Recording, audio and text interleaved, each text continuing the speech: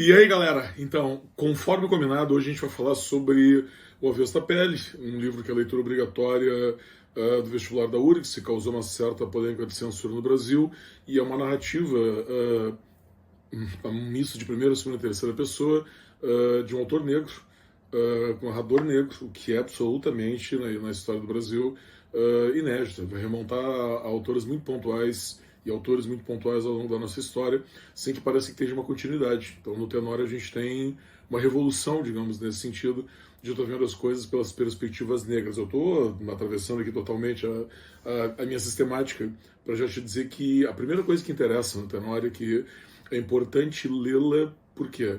Porque a história tem um protagonismo negro, correto? Que não é a tendência de nenhuma história que tenha lido recentemente. Talvez tenha lido Carolina de Jesus, talvez tenha lido Lima Barreto, né?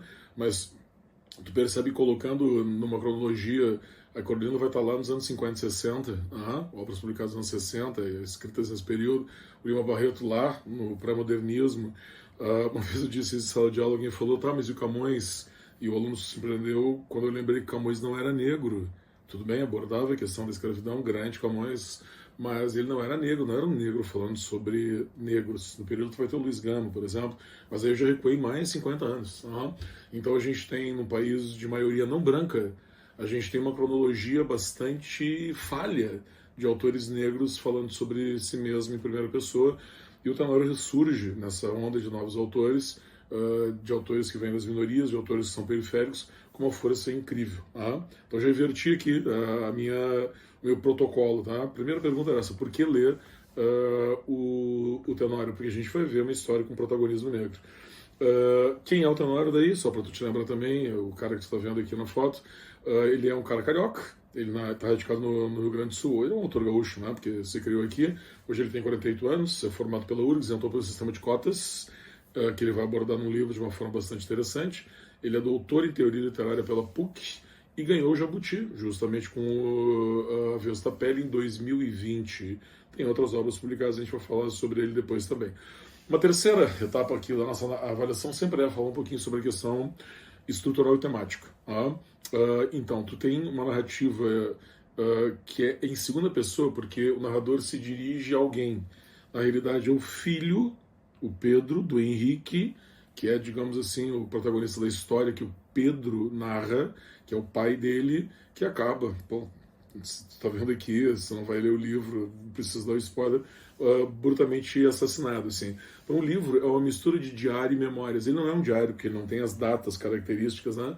Mas é um diário dessa reconstituição pós-morte do pai. O estado mental, digamos, do Henrique ali, as memórias que o Henrique está tentando reorganizar e constituir, e a atitude dali para frente que ele vai ter que tomar. Então é uma narrativa bastante subjetiva, embora os fatos sejam alheios, digamos, ao Henrique. Não é o Henrique como protagonista, mas o Henrique tem o protagonismo verbal. A seleção de fatos que nós estamos vendo vem da seleção do Henrique, do olhar do Henrique. Curiosamente, aparece muitas vezes um romance de formação, que é aqueles que têm uma exaustiva narrativa sobre a trajetória dos personagens, porque o Henrique vai falar dos pais, mas também dos pais, dos avós. Então tem uma trajetória bastante longa para entender como é que as pessoas chegaram ali, e vai lembrar também um pouco essa questão, sobretudo a relação que ele tem com o pai, da hereditariedade, porque o pai, quando nós entramos na narrativa, o pai já morreu, um flashback a narrativa, então a gente já tem uma ausência, que é a característica dessa situação da hereditariedade. O cara está olhando para a sua ancestralidade, e no caso do Henrique, muito nesse sentido, porque ele quer organizar como é que ele vai colocar o pai dele na memória, correto? É um livro de fácil leitura, claro. Ele é escrito em português cultor, entendeu? Então, assim, teoricamente, para os escolarizados, a leitura tem que ser fácil. E eu acho que é interessante também, porque é um registro histórico dos diversos contextos da vida negra. Como temática, tu tá vendo o racismo, a estruturalidade do racismo em vários pontos, dos seus personagens, que eu vou já nomear agora. Vamos passar agora para os insights da narrativa, assim. Então tu está vendo, como já emendando aqui, tu está vendo a vida das pessoas no racismo. Basicamente, o tripé que compõe essa narração é uma família: o Henrique, o pai, Pedro, filho, Marta, a mãe e pai são separados aí, se separam muito precocemente. O Henrique não conheceu a vida em família tradicional. Ele mesmo diz, ele reclama, né, que depois da separação que se deu com volta de um ano, ele conviveu com namorados da mãe, namorados do pai, mas não com a tradicional família. E agora um item muito importante, que eu vou tentar espalhar aqui nos próximos comentários. Tu vê a perspectiva do racismo, a construção dos personagens nessa vida do racismo em todas as áreas possíveis da sua vida. Tu vê na construção da família, na formação profissional, por exemplo, fazendo letras, no caso do Henrique, o Pedro, arquitetura, no trabalho, no cotidiano do trabalho, no cotidiano da rua, e sobretudo pelas perseguições e abordagens da polícia, a interferência da questão da negritude no casamento, na sexualidade, e também, sobretudo, na morte, que o Henrique vai sofrer. Então é um mosaico, essa é uma frase boa para a relação, né? É um mosaico de situações sobre racismo, que se tu leu essa narrativa e nunca sofreu racismo, é uma pessoa branca, de classe média alta, que não passou por essas situações, é legal tu conhecer como é que é, né? Ninguém se preocuparia, falando dos meus alunos, por exemplo, com uma menina loira correndo na Avenida Independência, uma das principais aqui de Porto Alegre, às 10 horas da manhã, indo para minha aula de oração porque ela está atrasada. Ninguém gritaria, pega ladrão, a polícia não interferiria. Se fosse um rapaz loiro também não, tão característico aqui de Porto Alegre, pela colonização. Se fosse um rapaz negro, talvez ele tivesse sérios problemas. Talvez as pessoas, os próprios cidadãos da rua observassem e talvez a polícia o parasse. Essa é uma realidade. Então, são experiências que tu não teve, porque tu não é negro, correto? E talvez nem imaginasse que elas existissem. Agora, um detalhe importante também, porque a gente está falando bastante dessa questão do racismo, eu acho que o upgrade, assim, a força da Vesta Pele, que eu acho que vai se estender a todos que o lerem, negros ou não negros, pardos ou não pardos, brancos ou não brancos, é que existem pessoas ali, que nós, além de negros, tipo, é uma constituição de um drama humano que é atravessado pelo racismo, correto? Então o Tenório coloca as situações com pessoas que vão descobrir a questão do racismo, por exemplo, o Henrique na escola, vai descobrir na escola um pouco, vai descobrir muito quando ele tem seu primeiro emprego, a Marta na praia quando ela é assediada. Então são pessoas que são colocadas numa perspectiva do racismo, a vida delas não é essencialmente assim. Elas são, digamos, descobertas ou se descobrem negras por uma imposição do preconceito. Então essas pessoas têm uma vida além do racismo. Quando nós dissemos que O Vesta Pele é um livro sobre o racismo, é claro que é, mas é sobre vidas atravessadas pelo racismo. Vidas que são com problemas que são agravadas pelo racismo. Não são apenas, como é que eu poderia dizer assim, vítimas do racismo. Tem toda uma dinâmica de pessoas e o próprio fato, que é um próximo item que eu vou colocar agora aqui, dessa narrativa ter como a perseguição central a perda do pai, a busca do filho pela perda do pai, isso é mais do que racismo. Claro que o racismo está em todos os pontos da narrativa, mas ele chama atenção por essa construção, por esse drama pessoal, por essas subjetividades que são seres puramente humanos atacados pelo preconceito. Uma coisa interessante também, e insistindo nisso, é tão clara essa intenção do Jefferson, que os negros eles são predominantemente vítimas, né? Vítimas do preconceito, naturalmente. Muitas vezes eles vencem, outras vezes eles não vencem o preconceito estrutural, nunca vão vencer, né? A questão seria estrutural, mas eles não são heróis. Isso é bem interessante, assim, eles não são personagens perfeitos em nenhum ponto. É difícil, por exemplo, tu simpatizar com a mãe do Pedro, que é uma pessoa que dificultou a relação com o Henrique, pai do Pedro, mas o Henrique também não facilitou a relação. Então, em nenhum momento tu tem uma empatia simplesmente pelo fato de eles serem negros. Tem um drama da narrativa que tu precisa acompanhar e avaliar constantemente. São pessoas, primeiro, correto? E realmente atravessadas pela questão do racismo. Tu nota que essa complexidade ela vai acontecer de todos eles, como estudantes, como professores, como o próprio Henrique, como professor, ele tem uma certa frustração, é um cara que está ao ponto de desistir da profissão, é um cara totalmente desiludido, sisudo, lembra? Sisudo é como casmurro, muito satisfeito, infeliz. Como marido, ele tem uma atuação que, embora às vezes tenta ser condescendente para salvar o casamento, ele é totalmente inapto para fazer isso, uma dificuldade afetiva enorme. Como pai, o próprio Pedro reclama dele nesse papel, é um pai meio ausente, mesmo quando ele está presente, ele está viajando no mundo dos livros, ele é professor de português. A mãe, agora olhando para ela, tem uma dificuldade enorme na manutenção do relacionamento por ciúmes doentios, impaciência e por diante. Como esposa, como esposa ela tem esse comportamento, como mãe ela tem uma dificuldade de aproximação e ela também tem ciúmes do filho.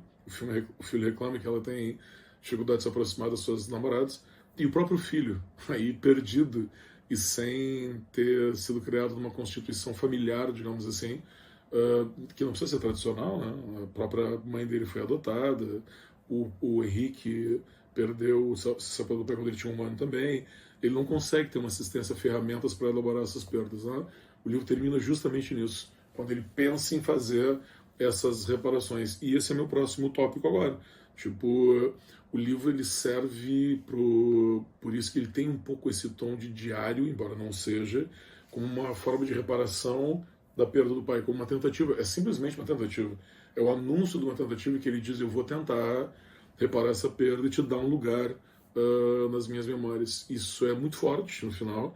Tanto que existe um paralelo muito grande entre o início do livro e o fim do livro, quando no início ele diz que prefiro pensar que você partiu para regressar para mim.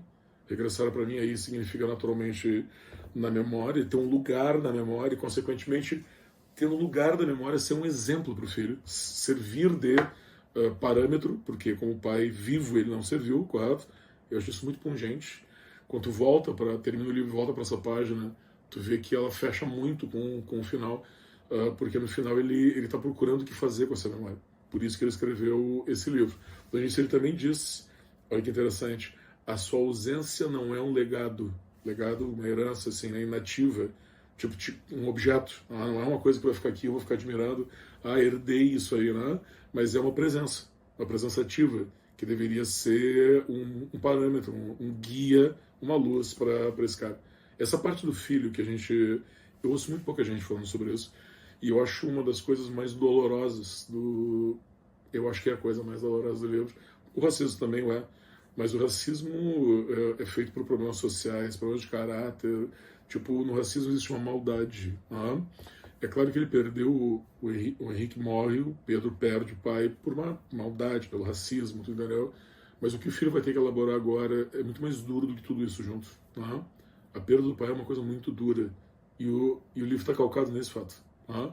O livro só existe porque, por racismo não, o Pedro perdeu o pai. Pedro perdeu o Henrique, correto? Eu acho que isso, para relações futuras, desvencilhadas dessa coisa do racismo, eu acho que o Pedro é um personagem espetacular. Né?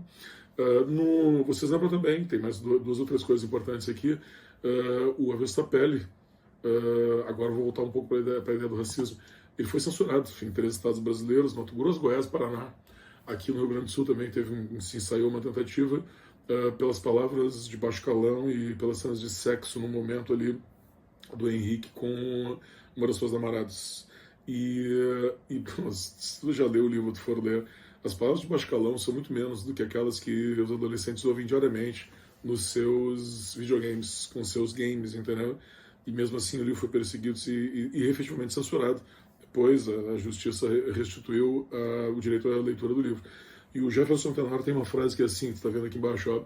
O mais curioso é que as palavras de baixo calão, os atos sexuais do livro, causam mais incômodo do que o racismo. O Tenório é um cara muito inteligente, a sacada é muito boa, então tu te incomodou com palavrão e não te incomodou com as outras coisas. Aí a primeira coisa que tu discute de um livro escrito por um negro, em primeira pessoa, com um narrador negro, sobre o racismo, a primeira coisa que te preocupa daí é que tem um palavrão. Mas olha, Nath, já passou essa fase, né? Eu acho bem interessante para mostrar como essas tentativas disfarçadas ou não, eu acho que nesse caso não é disfarçado, de racismo, não? Elas são cotidianas, né, no Brasil, que permanece. A pessoa se alçar quanto a isso, permanece do racismo estrutural. O cara vem com a bandeira do racismo, né? Outras coisas, 2 ou 3 importantes ainda, é a questão da perspectiva desse narrador negro. É um livro sobre perdas, como nós já falamos, e culpas. Isso é muito marcante. Agora, indo para as orações da URGS, para aquelas coisas que de repente podem ter feito um pouco mal na leitura, eu não me importo de dizer isso, assim, às vezes o livro está te fazendo um pouco mal, assim, ele está te incomodando, mas não quer dizer que ele não seja bom. E nesse sentido, A Avesso da Pele me fez muito mal, porque é um livro sobre muita culpa. O tempo inteiro o narrador tem culpa. O Henrique sente culpa, o narrador não, perdão, o Henrique sente culpa de não ser um bom professor, sente culpa do casamento, sente culpa do filho, sente culpa do pai, sente culpa da namorada, sente culpa de tudo, entendeu? O que torna essa vida um fardo, torna essa vida muito mais pesada, né? A Marta também sente isso, e eu acho que talvez o filho, o Pedro, queira se livrar dessa culpa, porque ele não tem culpa de nada, mas é claro que na adolescência, ele tem 22 anos quando isso acontece, final da adolescência, início da idade adulta, é difícil de discernir isso, de efetivamente não ter culpa de também ser vítima. Eu acho que isso faz a narrativa bem pesada, dá uma dramaticidade maior, aumenta a qualidade, embora não torne a leitura agradável, né? Essa culpa também, ela também é estigmatizada como os fracassos profissionais que o Henrique tem como professor e também pessoais, como marido, como pai. Essas são as maiores culpas que ele vai levar. E tu te lembra que justamente quando ele supera o fracasso profissional, nas boas aulas que ele dá, nas piores turmas que ele já teria tido na vida, é aí que tudo vai acabar, correto? É muito difícil, né? O Tenório é um cara muito cruel. E do lado do Pedro, do filho, tu também tem um episódio interessante, que é aquilo que leva, talvez, poderia levá-lo, se a narrativa tivesse uma continuidade, a ideia da culpa, porque ele passa por uma maturidade obrigatória, né? Ele tem que virar um cara mais velho, ele tem que assumir papéis que ele não assumiria se os pais dele estivessem ali. E com a perda do pai, ele é obrigado, digamos, justamente, elaborar a perda, fazer o luto já é um passo a mais nessa maturidade. Coisa que, às vezes, aos 22 anos, os não negros, os brancos, talvez não tenham que fazer, sobretudo por teu pai ter sido assassinado pela polícia. E ele diz isso, o narrador, numa das frases lá no final, que retoma, vejam bem o início daqui, que é assim, ó: preciso arrancar a tua ausência do meu corpo e transformá-la em vida. É como a frase anterior, né? Tipo, a tua ausência não é um legado, mas uma presença. Então ele quer que essa memória seja uma memória ativa, que isso de alguma forma sirva de exemplo. E ele diz também essa segunda frase aqui, que é: minha ingenuidade é tudo que eu tenho, ou tinha, entendeu? Eu acho que essa frase simboliza muito o fato de que ele vai ter que se reinventar, e se reinventar sem as características negativas do pai e da mãe, sobretudo essa questão racista. Para finalizar, né, vocês lembram que esse episódio vai culminar, o pico negativo, digamos assim, né, do livro é o assassinato do Henrique pela polícia, por um cara da polícia que já vinha participando da narrativa numa situação estressante. Talvez o Tenório tente responsabilizá-lo um pouco menos, né, colocar no contexto da violência cotidiana, embora o cara tenha cometido assassinato a sangue frio. É aí, na saída de uma aula que foi bem cedida, tu vê que crueldade do Tenório, né? Com o Henrique, como todos nós professores fazemos, né? Todos, viajando numa aula que foi bem dada, feliz no momento de que finalmente tu fez as pessoas lerem e entenderem aquilo que tu queria dizer.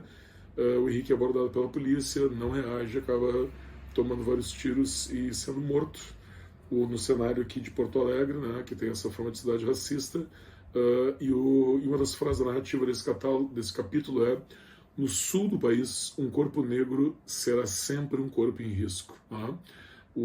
Às vezes a gente vê só essa frase, um corpo negro será sempre um corpo em risco, mas no original está lá esse advérbio de lugar, no sul do país, correto? Que é a crítica mais contundente que a gente vai fazer do racismo nessa narrativa aqui. E por fim, livro duro, mas vale a pena ler, realmente vale a pena ler. Por fim, como a gente gosta de fazer conexões, eu vou fazer uma com o próprio Tenório, que tem esse de onde eles vêm, um livro que deve ter sido bastante baseado na experiência que ele mesmo teve de cotista lá na década de 2000 na URGS. Livro interessante, com uma perspectiva parecida do Avesso da Pele, com informações sobre a realidade que a gente tem do racismo estrutural, mas aí outro livro. Só fica a dica se quiser ler do Tenório. Se tu gostou do Tenório, tu vai gostar desse aí também. Beleza? Me chama aí, me diz o que tu achou dos livros, me dá sugestões. E muito obrigado pela tua atenção, pela tua presença. Aí, valeu.